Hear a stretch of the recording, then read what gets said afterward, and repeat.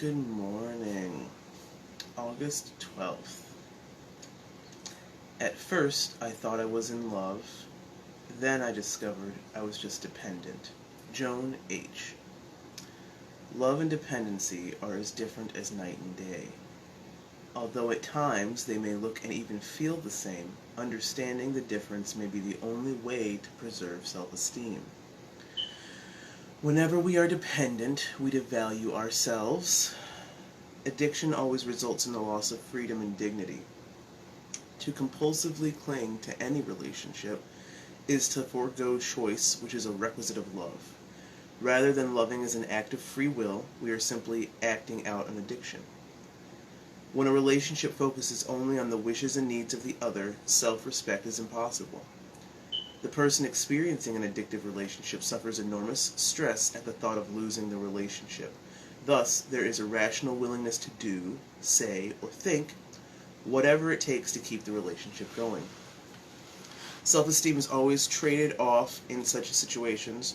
Whether we deny them or not, we do have our own needs. What we think matters, how we feel counts, and what we have to say must be listened to and taken seriously. Fear, not love, is what impels us to put any relationship before our own well-being. Emotional independence is a must for my self-esteem as well as my relationships. Emotional independence is a must for my self-esteem as well as for my relationships. Those itches. Oh yeah. Yeah. Yes.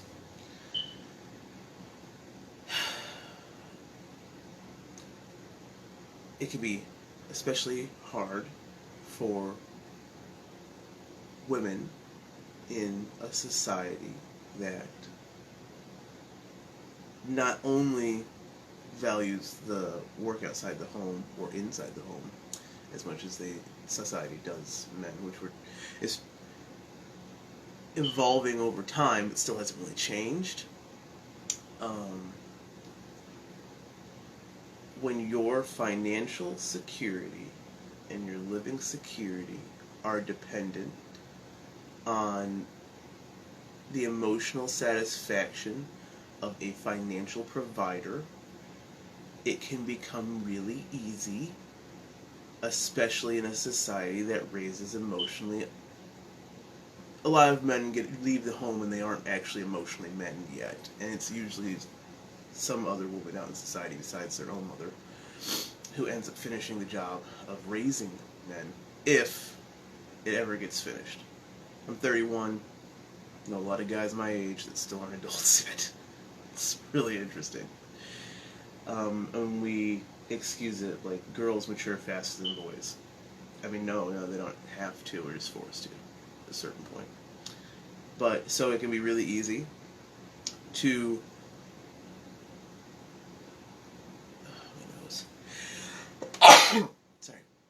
to place more emphasis on the emotional satisfaction of a financial provider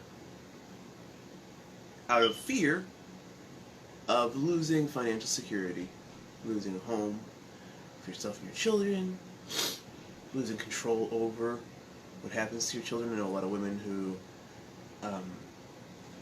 because they could not on their own afford a lawyer, were just given whatever they were given as far as custody goes for their children. So it doesn't matter that they were raising the children, that they were feeding the children, that they were picking up and dropping the kids off from school, because the man had the money.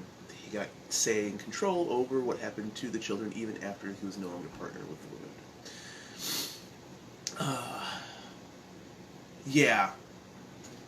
And there are a lot of women with really low, damaged self-esteem, and this happens to men too, especially as society started to change and more women joined the workforce and more women make money now and can make financial decisions for the household. There are shift in roles where men are staying home and watching the kids. Men get emotionally abused in the same way because this is how women were raised to believe it is within those sort of relationships. Not all relationships, male or female, where the man makes the money or the woman makes the money. And this is like speaking from the cis hetero perspective.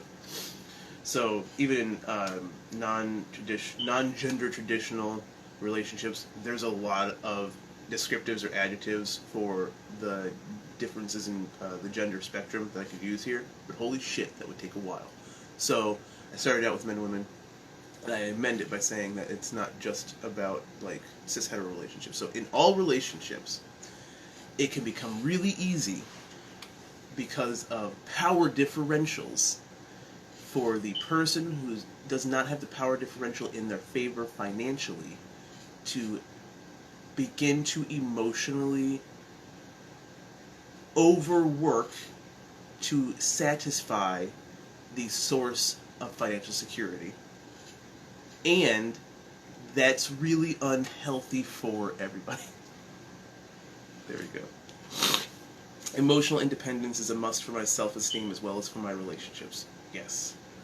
I've mentioned in previous videos that I was extremely emotionally codependent with my partner, and so in my situation, I was both the one making the most money and doing all the extra work to emotionally please the other person because of the looming threat that they might get drunk and beat me. So I did everything I could to keep them happy.